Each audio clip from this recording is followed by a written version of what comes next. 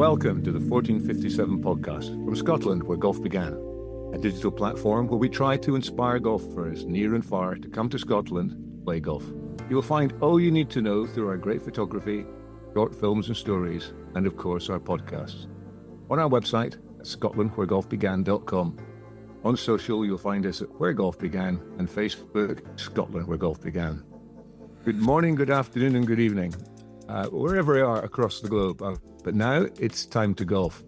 Concentrating trying a little bit there because we've just been talking to Ross about different bits and bobs. So welcome, Ross. How are you, Ross? Oh, hello, Malcolm. Happy New Year. Welcome back to the podcast, and thanks for having me back. I'm very well. Started back at work, keeping the good world of golf simulation and launch monitors in Scotland back up to par. And, we're top of the league, so couldn't be better. Yeah, I mean, he's trying to be nice to you, thieving Jambo. You stole our buddy manager. Scotland stole our last manager. It's really hard being a Kilmarnock supporter now. And Kerr, the blooming Rangers blue nose there, is laughing in his beard. I'm not sure we can talk about that. We might alienate quite a few listeners, but I'm Happy New Year, all. It's been a happy New Year so far. Going to the most recent football match with great expectations, but we came out on the other side with a good result. We're going to now need to hunt down the Jambos. Just hunt down the Jambos. Killy was going to try and take 4 weeks off and give us a couple of points easily for the second bottom place. Well, why are we talking about football? Well, given our name, 1457, that was the year that James II, that's James II, long time ago before England started having Jameses, he banned the big ball and the wee ball so the boys would go and practice their archery. So that was the first time golf was ever noted in Scotland. He banned the big ball and the wee ball. But today we're going to have a chat about winter golf in Scotland. Obviously, it's winter just now, so it's the right time to do it. And it was more of a wintertime game in the past. It started really moving into the summer, and golf started expanded in the kind of 1880s. And that was the invention of the locomotive in 1804 by Richard Brevik. First railway line from Stockport to Darlington in 1825. And in 1840, Dr. Robert Preston invented the gutty golf ball. And the lawnmower was invented about that time. So you had the feathery ball moves the gutty ball, so you could mass make balls, so you could have more goals to be able to play with. The lawnmower you had there to cut the grass, and the steam engine you had to take people from A to B. So you'll see a lot of courses in Scotland up and down where the railway tracks were built. And actually, a lot of the railway tracks were built, especially in Ayrshire. All right, boys, Ayrshire particularly is, they go from almost golf course to golf course, don't they? Is there not something like 99 holes of golf you can play by just taking the train from one course to the next, basically? So early days, it played predominantly in the winter and spring months. And in fact, it was banned in the summer in some courses. There was an 8-month rule in the 1800s when golf was typically played for 8 months of the year, with the season running from autumn through the end of April. There were restrictions in the summer over places like Leith Links because there were space sharing issues with football, cricket, family walking, so on and so forth. And then the grass was long, so you couldn't find your ball. Maybe that was the beginning of the thoughts of rough. The first recorded game of golf was played on the 2nd of April, 1744. That was the Edinburgh Company of Golfers, and that led to the rules of golf being written. So that was the end of the golf season. And actually, the first Open was on the 17th of October, 1860, so the beginning of the golf season. Now, the Honourable Company of Edinburgh Golfers, that first match, Rattery was the captain. There's a lovely story about Rattery because he was a Jacobite, somebody who supported Bonnie Prince Charlie, one of only 3 of Bonnie Prince Charlie's surgeons. So he got captured when Bonnie Prince Charlie got beaten and taken down the Tower of London, and he was going to be hung and killed. But his foursomes partner interceded, and he was released and allowed back to Scotland to play foursomes on Leith Links. It's actually a true story. And he was an archer, so all the archers had a competition, and he won the winner got the silver arrow, so they thought they should have a competition for a golf club. And Edinburgh Council produced a golf club for them to play for, which had to be an open competition, hence the rules of golf. And he won that as well. So he was the first holder of the Silver Golf Club, Edinburgh company of golfers and to hold the Silver Arrow, and was released from the Tower of London to come back and play golf. You boys all know that story? Well, I know the story of what was his first name? Was it John? Was it John Rattray? John Rattray. I know the story of John Rattray and the rules of golf because, in my former Australian podcasting times, I was the co-founder of the Golf Rules Questions podcast with my very good friend David Blake, who is an authority for a young man on the rules of golf. And we would always talk about 1744 being the foundation of the rules of golf at Leith Links. And, of course, Leith Links was always somewhere that was very near and dear to my heart, less so for golf, but more so that it was the park that my uncles and my dad and my granddad and basically every male in the both sides of my father and mother's family played football on. So they were probably the benefactors in maybe not the 1800s, definitely not the 1800s, but when Leith Links was turned from golf to parkland, they were the benefactors of that. So that's my Leith Links background. I am a product of Leith parents, so I'm proudly so. So I do have an attachment to Leith Links and the start and the foundation of golf, and so I do know the John Rattray story. And the interesting part about that is that those rules and the original writings, the scribblings, I can't recite the original rules, still reside to this day down at the Muirfield Clubhouse with the Honourable Company of Edinburgh Golfers, and you can see that. What's the trophy? I don't know the name of the trophy that's in the clubhouse there, Malcolm, with the baubles on it. But if you're lucky enough to go... Yeah, they've got the golf clubs. And they got, yeah. I can't be sure, but I think they're on their third golf club. And I think in those days, the captain was the winner of the club championship. You won the club championship. You became the captain. Dave, you know a bit more about that?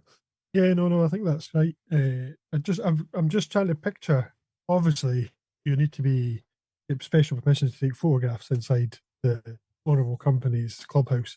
I'm just trying to picture this. It's just if you're looking out towards the course, it's just on the right-hand side, isn't it? Down the bottom of the dining room where they've got those silver clubs with the balls. Oh, the clubs are, yeah. I can picture three, but yeah, you might be right there. I think the rules are up on the left-hand side, aren't they? As you look towards that window out on. You are only just there.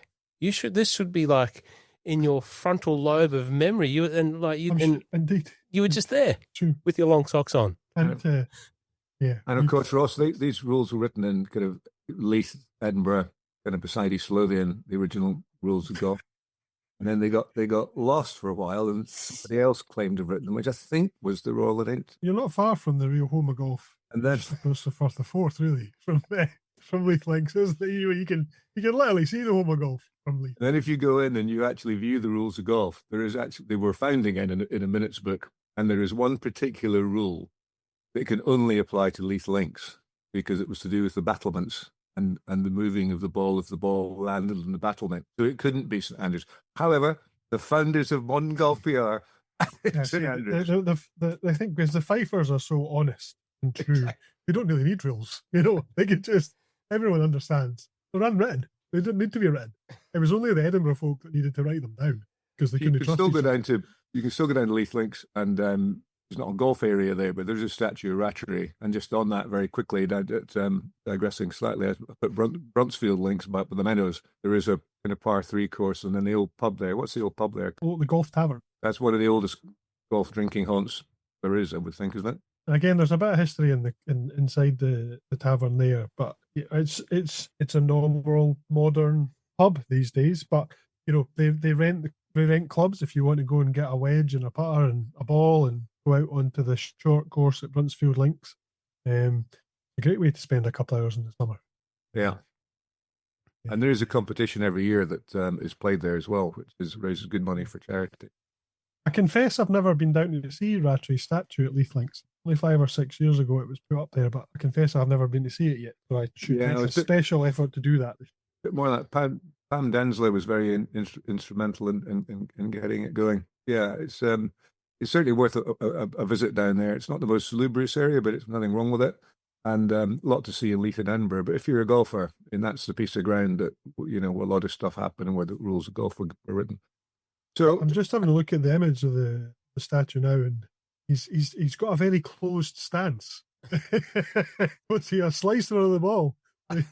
He and I share so much. Malcolm, how do you say that Leith is not a salubrious area? Well, I just was waiting for a reaction from you. I mean, it took a. That's the home of my people you're talking about there and denigrating. Oh, no, I'm an Edinburgh boy.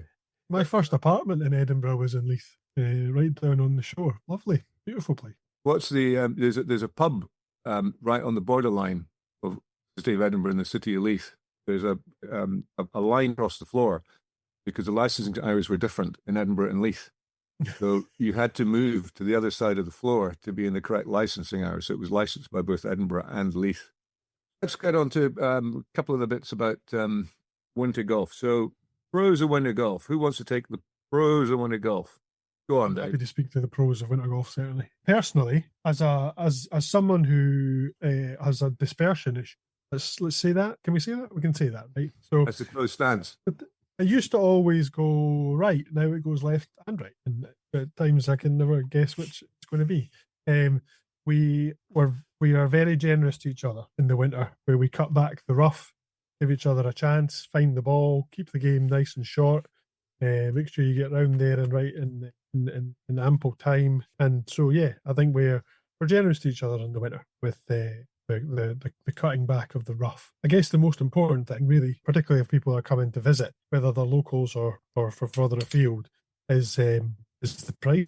You know, as you might imagine, our green fees come down, special winter rates, even the shoulder rates, kind of October and April time, and the edges of the summer to winter season can be a great time to visit in terms of getting access to those less expensive green fees, and also, before the darkness closes in, there's some good availability as well, because we don't have as many visitors. I think it's your chances of success, say in the old course ballot, go up quite significantly. If you're talking about late October into November, maybe even into the early part of December, basically. Similarly, when we come out the other end into February, March time, your chances of success in the old course ballot are much improved than they may be in kind of June, July, August. And again, as we have seen, quite significant price rises for some of our premier venues during the summer months. So if you're on a budget and you're trying to think about trying to come and play some of the best golf courses that exist in the world, then the winter can be a good time to do that. I'm sure we'll touch about the cons there. It's properly attired with the correct rain gear and maybe an extra layer or two. I think golf in Scotland in the winter is underappreciated. Personally, perhaps because of the job that I do, the winter is often a time when I play more golf than I do in the summer. It's a great time to go out and practice. It's a great time to go out onto the links. I think, again, touched on it there with the links, the coastal courses are the ones where you probably want to spend your time at this time of year, because the courses drain better. The frost is not as hard as it is sometimes inland, and very, very rarely kind of main links golfing areas of East Lothian and obviously the premier one in Fife very rarely get snow on the ground as well. So you're not going to find your likelihood of having your golf either delayed through a frost delay or cancelled due to snow is much lower. You stick to the coastal link areas. Yeah, I think in 23 years in East Lothian, I think I've had one winter where snow has affected golf, and that's been. I have tempted fate though, because the St Andrews golf courses were closed due to frost, but so it does happen. But today was one of those days. But it's a very rare thing to have the courses closed due to it. It has been particularly cold, so you can forgive the operators of any of the golf courses that are suffering from frost, to give the course a rest. I guess is it a thing where the ground gets frozen, like where the ball, it's not a safety issue, the ball not bouncing erroneously or anything like that, is it? Is it just to protect the playing surface, or? Yeah. No, indeed. And again, one of my home courses, Cruden Bay, up in Aberdeenshire. I played there 3-4 weeks ago. I never really got above zero all day, but the sun was out, blue skies, and the interesting thing about Cruden Bay is that they actually have a kind of winter course basically. So they keep the front edges of the greens very closely mown, and they'll come off the main greens and onto those kind of approaches during that what they call a frost course. They call it, but also another interesting little tidbit about Cruden Bay is there's actually a 19th hole at Cruden Bay, which if you've been up there, you might have seen. It sits, what would it sit? It would sit at the very far end of the course after between the 13th and the 14th holes. Now, typically between the 12th and the 13th hole. Typically what they do is there's a little par 3, the 11th, which they'll take out of play on a frost day because that green gets particularly frozen and will not thaw all day. So they take that one out of action and they put this additional par 3 that they have right at the bottom of the course into play, basically. And it is an amazing wee hole. 130, 140 yards from the kind of the general tee to a thin sliver of green, quite narrow, and you're shooting right out to the coast, right out to the rocks on the Aberdeenshire coast, and it is a beautiful golf hole.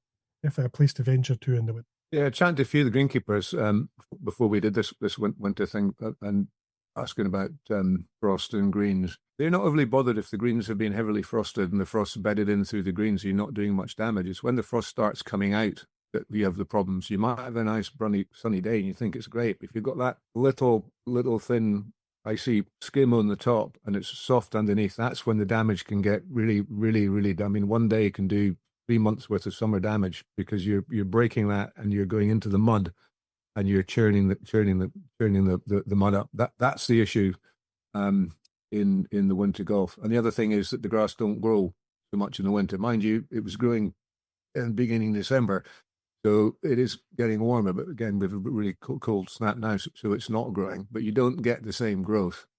So Kilspindie actually have just brought out some new rules. So we're not allowed to take guests there from next year it'll be November through to the beginning of March. So it's members only, no guests. And if they see free tee times, they're very happy because that's giving the course time to rest. Because the other thing is, it's all these people condensing into time of play because it gets dark. But we're still on the pros.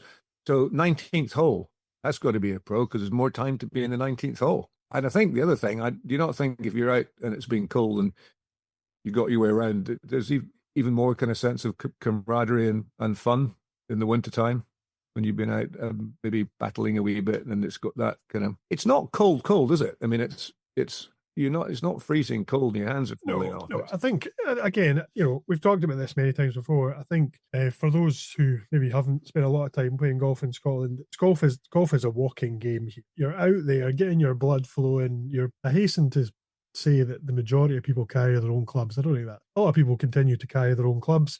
So you're putting a little bit of physical exertion into it. So you're getting your blood flowing.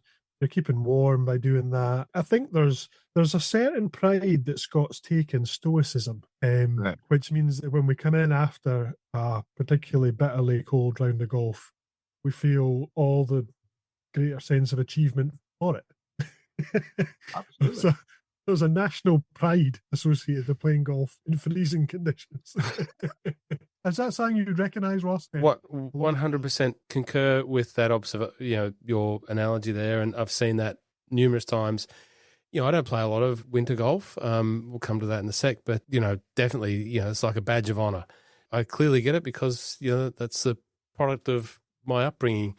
But yeah, it is very much a and even in the rain, with the winter rain golf, that's when I do go, you guys are just mad.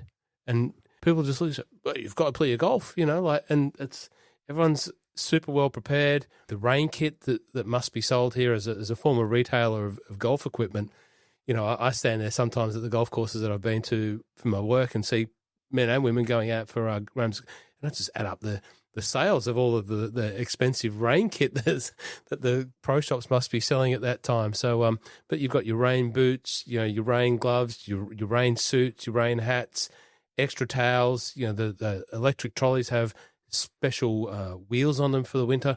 You know, as an Aussie, clearly, you know, we don't have that depth of requirement. But, you know, I am used to playing winter golf. I'm from Melbourne, so we're very seasonal in Melbourne. And winter golf, it wasn't, obviously, climatically, it was much different on the sandbelt than it is here. But, you know, it's still very seasonal. It's still cold. It's still wet and windy. But to the pros of golf in the winter, it's a great time to play. If you can crack a really crisp winter's day, and I've experienced one of the best rounds, not in score-wise, but most in enjoyment-wise, was Golden number 2 in December last year. It was a beautiful sunny day. It was about not too dissimilar to the temperatures that we got now, maybe 2 degrees, and it was absolutely glorious.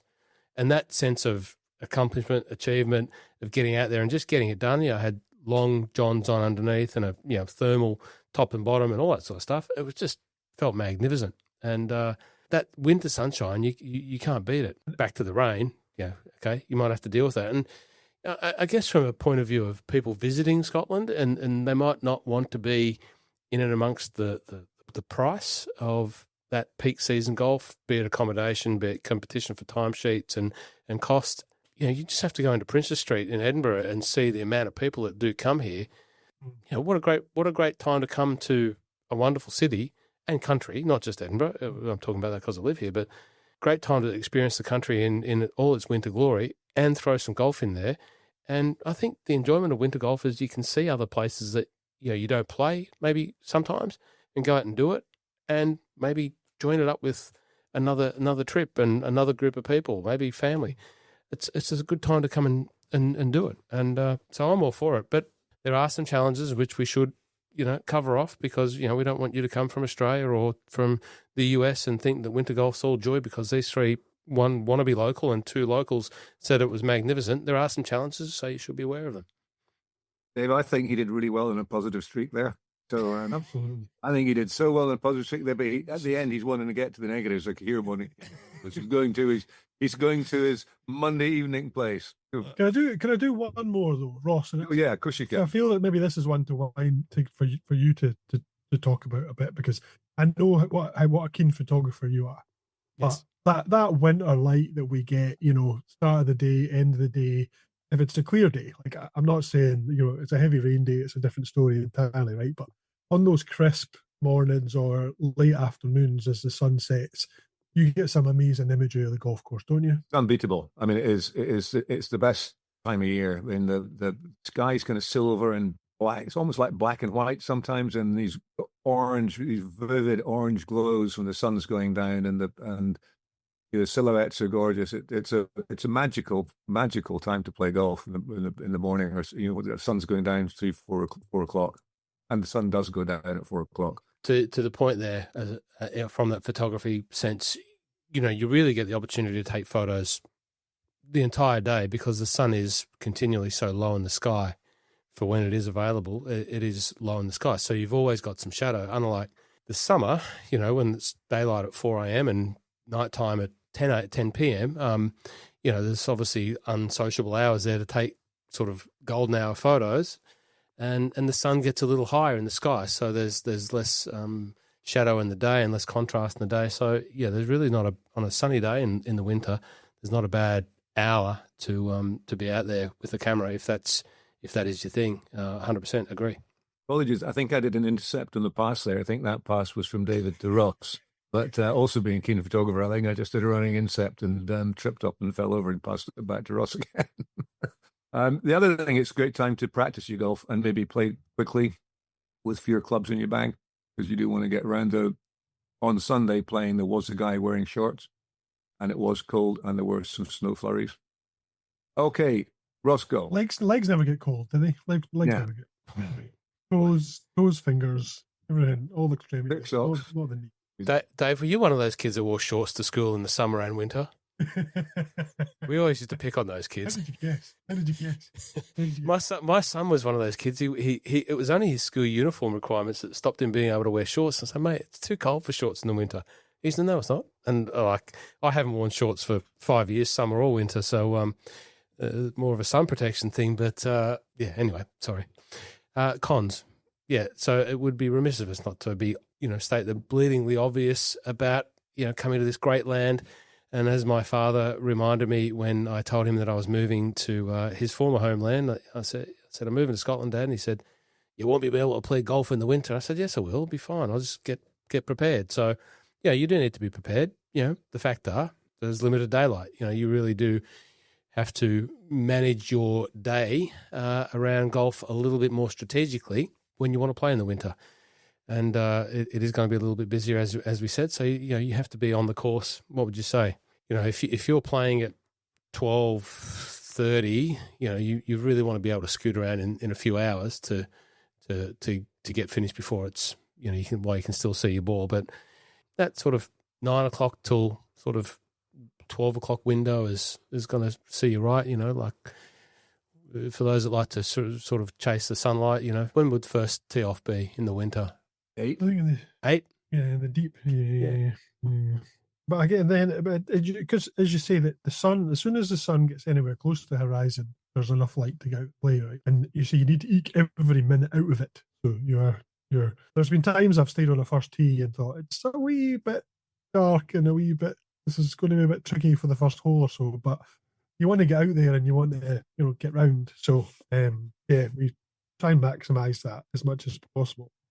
You're right. I think, I played over at Archerfield last week. I think the earliest tee time I could get on the Fidra course was 12 o'clock. I was unsure we were going to get round at 12 o'clock. So we played the other course, Duralton, out at 10:50, got round comfortably.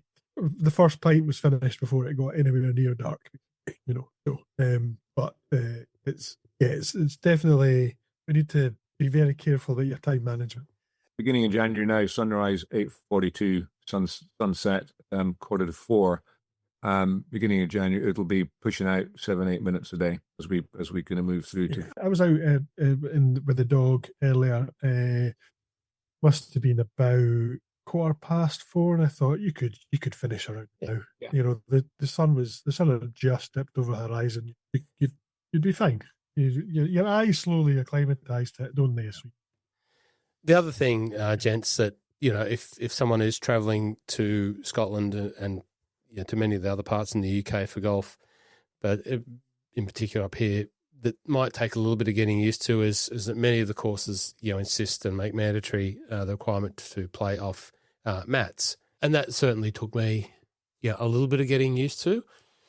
Once you do it once, it's fine. You're not going to peel off perfect divots. It's part of protecting the course. It becomes part of that uniqueness of playing golf in the winter in Scotland, playing off a mat. And I guess, in some respects, the ball reacts different off a mat. We all know that. It becomes part of the test and part of the skill and part of the fun. And, I'm comfortable playing without the requirement to chase a score. Most of my golf now, I'm not a handicap sort of regular Saturday sort of golfer anymore, but I'm quite comfortable playing off a mat and having the experience of winter golf, and that's part of it. We've just discussed before. It's there to help the course bounce back in the spring and the summer and be wonderful, and as we all know that they are. But it's interesting that the whole mats, again, going back to my golf retailer, it blew me away walking into a golf shop. My first winter here with the choice of mats. You can actually buy a mat and the evolution of a mat. It's not just a little bit of AstroTurf now. It's got a structured bottom and they've got spikes in it. So, it doesn't move forward as you hit it. And, you can clip it on your bag. So it just becomes like an accessory towel, which, again, coming from where I come from, we don't have mats. So we never really seen it. So, but again, it's just how you look at it, glass half full, glass half empty. And, I think as well, I think playing off a mat lends itself maybe to the way we should play links golf here, where it's a ground game and you're running the ball rather than it's very difficult to get a flop shot off one of these mats. And so the idea of just bumping and running shots 100 yards and then basically is perfect for at that time of year, with that type of surface, with the way the ball reacts when it hits sometimes a frozen fairway anyway. You just need to take it into account and maybe change the way you play the game. I played Kilspindy on Sunday, and the first two guys hit the green and bounced off. So I'm suddenly changed my club, so I'm hitting it down left and trying to cut it round to get back onto the green. Because the way you're going to get the green is skirting around the bunkers, going high. You're not going to get there. So it's another way, as you say, it's another way of thinking. Also, again, Kilspindie, it's handicap for a winter course. Tees are slightly shorter. You're going to get fewer shots, but it's properly handicapped if you want to score. So it does give you a different challenge and a different thought process, which I think is really nice. I do have to touch upon this, Malcolm. I don't know if you've become aware of this controversy, but I know you and I are both members of St Andrews Golf Club. I heard a rumor, and I can't say whether it's known or not, so I'm not going to mention the other club involved in case it's not true and it's just a rumor. But I believe St Andrews Golf Club were involved in a tie with another club this winter, and all of the members of that other club turned up with the mats I think you've just discussed, Ross. And I'll name check them. You know, they don't sponsor us, but if they want to send me a mat, I'll take it. Spark, I believe, is the name of the mat that's got the spikes on the bottom. Very good. A nice tight surface. And the controversy was that the members of this other club were all using the Spark mats, and they chose to maybe put the mat into the ground in such a way as to create a slightly launching platform to be able to strike their ball from, by inserting the rear spikes entirely in the ground and the front spikes not entirely in the ground. And it caused a little bit of bad blood, and there was conversations had, I believe, about that particular way of using these particular. I think that's good chat for the bar. And my view on that is use the mat you weigh. I don't think there are any rules and regulations for how you use a mat, but you can turn it upside down. So we need to cover some other bits. So those old mats, you put a tee in to plug it on the ground. Can you put your ball on the tee? I have known someone who does that. I would call that using the rules and using your equipment in an educated, bright fashion. Again, yeah, I think it's all good banter. I think it doesn't. No one takes golf too seriously in the winter here. As you say, some courses are still rated, so you can still play handicap matches. Others, they kind of forgo that, and you kind of go into a soft handicapping system where it's kind of locked in for the winter and can't log scores. I'd be filthy if I was the opposing team and I saw these blokes popping their launching rockets off their upright. I'd be filthy. I would be, if it was a match, it was like a town match and a club match, I'd be absolutely filthy. I'd be filthy at our club for not providing, if you're in a team, for not giving you the same opportunity, for not providing the maps. Well, yeah, the same opportunity. It's like, well, there was a finals tie and I was supporting a guy around it and two of us were there, and then he said, would you caddy? And the opponent was miffed because he didn't have a caddy. Well, he could have a caddy. You're a retailer, you know about shops and buying mats. Nothing stops you buying the best mat in the world. It's I agree. I think it's good pub bar time discussions and fights, but on the golf course in the winter you're getting around, and if you can get one over someone with a mat, especially get in their head, I think that's not a bad thing. No, well, it's already in my head and I haven't even played, so I'd be filthy anyway. Any more cons? Yeah, there's a couple. Speaking of mats and tees and greens, it's not unusual to see a course introduce winter tees, and sometimes you might front up to a course and you'll see the winter tee just off to the right or left hand side of the normal tee, and a small hitting mat maybe on some concrete or some aggregate substrate. So that's where you will play from during the winter. Some courses just pop the mats down, like range mats on the tees and move them around. Again, fairly obvious and fairly understandable. And again, not uncommon to see temporary greens or winter greens that, may be placed just short of the conventional green, mowed into a closer surface with a cup and a pin.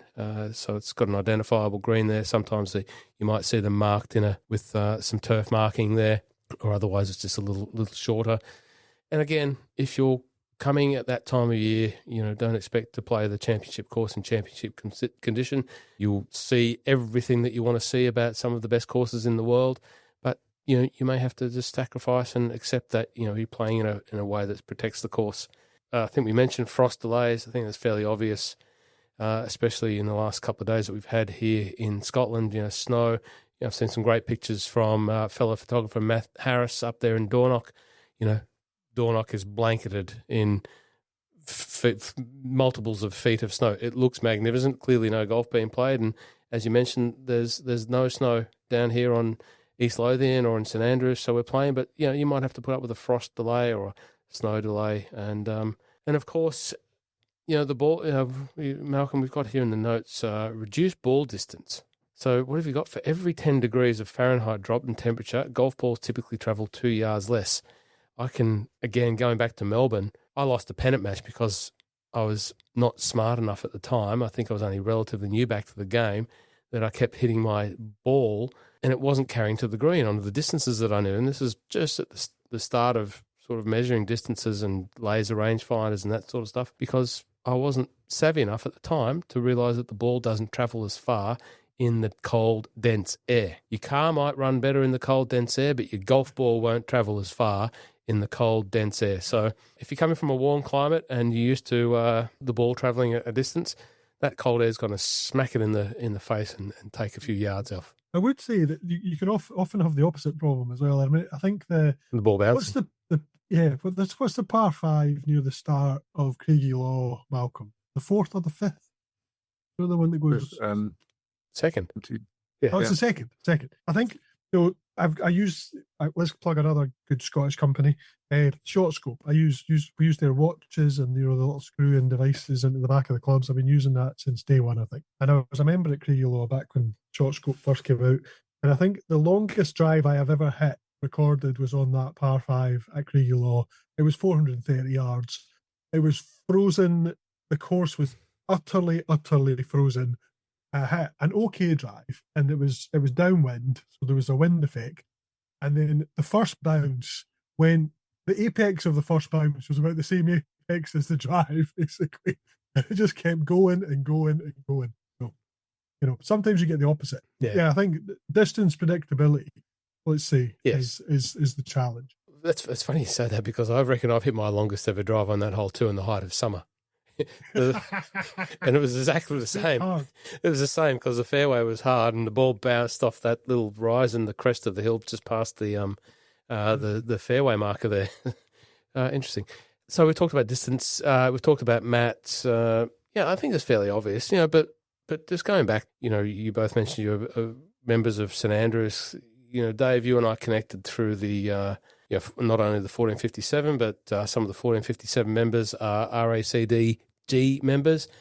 The thing that has impressed me during this winter is just the amount of golf that those guys play. Clearly locals, clearly want to play year-round golf, but it's just been super, super impressive just to see the camaraderie that exists for winter golf, the organisation of rounds between each of a lot of the members in that group. And once you read that, if you don't get excited or buoyed about, just getting out there and getting your golf done, rather than sitting at home and not getting it done, well, all those guys are always going to buoy you along. But it's super impressive with the attitude towards playing golf and in the winter. So it's clearly there to be had. Yeah, that kind of leads us into accessibility and tourism v health and wellness, because tourism is people coming to play golf courses from other places, and health and wellness is being a member of your own club and being able to get out and go and play. The North Berwick in the summer have taken back Friday and Saturday. That's Kilspindie now 4 months, members only. So these societies where we're all taking each other can't do that at Kilspindie. Gullen, unless I've got something wrong on the website, it looked like the same price year round. So they've got a secretary coming in January, so whether that's something on the website, I'm not sure. But people are trying to protect their golf courses in the winter.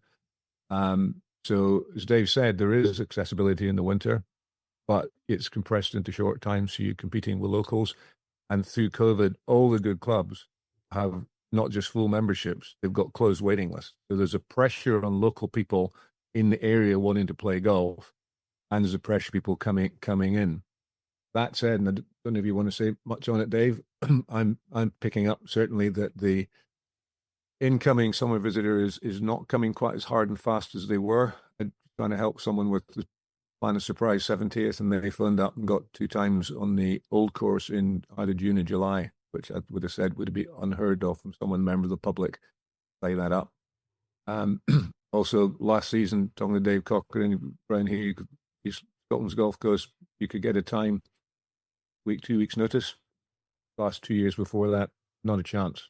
So these things ebb and flow. And one of the things we try and do here in the podcast is try and tell you, how to go and do it, where to go and look at Golf Close websites, but go and talk to guys like Dave and, some of his other tour operator pals, because they've got their finger on the pulse as well, and they can really help out. I mean, Dave, you have anything to say about tee time accessibility, winter or summer? Yeah, I think you're right. I think I would say at this point in the year, we stand here early January. 26 availability is probably better than you would have seen the same time for 25 and the same time for 24 and 23 and the other years since we came out of the pandemic. So I think I still think it's challenging to get access in that top tier of golf courses for this summer, but you've got a better chance this year than you have had for the last 4 or 5 years. It's hard to know whether that's a temporary blip or if it's something more deep-seated. But yeah, I think, again, if you're planning a trip, ask the question. Go and make some phone calls, send a few emails, find out if it's going to be possible or not. It's always worth asking. And as one of the things that we've talked about many times on here, though, the strength and depth in Scotland is there. So even if you can get some of those top-tier courses, that you'll find availability on courses that are still literally world class for the summer. Cheers, Dave. Anything else, boys? Almost there, Dave. I think we should ask Ross to do a winter ranking series of Scottish golf. Don't you? Scott, I know how much Ross loves ratings and the process of rating golf courses. And I think, Ross, I think next time we could at least run through your kind of top 20, let's say, in a very strict order with very strict rules as to how you discern the order next time. Well, there's a ranking for every bloody other way of playing golf. There's a top 100, top 100 under 50 pounds, top 100 under 25 pounds, top 100. Anyway, I thought we were closing. We're going another 15. The Scozzies top 20. Looking forward to hearing. You want to do the Australians top 50? Oh, don't get me wound up about that. Well, Dave, I'm always available for your invitation down to any one of the number of courses that you're a member of for a round of winter golf, as I am with you, Mr. Duck. I'm still waiting for the winter invitation, but there's still some winter. The good news is there's still some winter clearly there to be had for us to get out on the links and enjoy some of that mats. Balls travelling a bit further, balls travelling a bit less, getting rugged up in some of the great gear that you can go to all these Scottish retailers and buy, but no more important than just enjoying your wonderful company, both of you. We should do it together. Save someone an invite. Just invite me along. Malcolm, get your finger out. Well, I hope you've been enjoying the podcast. We're back on track again. Another one coming soon, and you can find all the podcasts on our website, scotlandwheregolfbegan.com, and you'll find us on social, Where Golf Began, and Facebook, Scotland Where Golf Began. Thank you for listening. Hope we'll speak to you again soon. If you want to go back to the beginning of the series, feel free, and we'll see you one morning, afternoon, or evening, or hear you soon. Bye just now.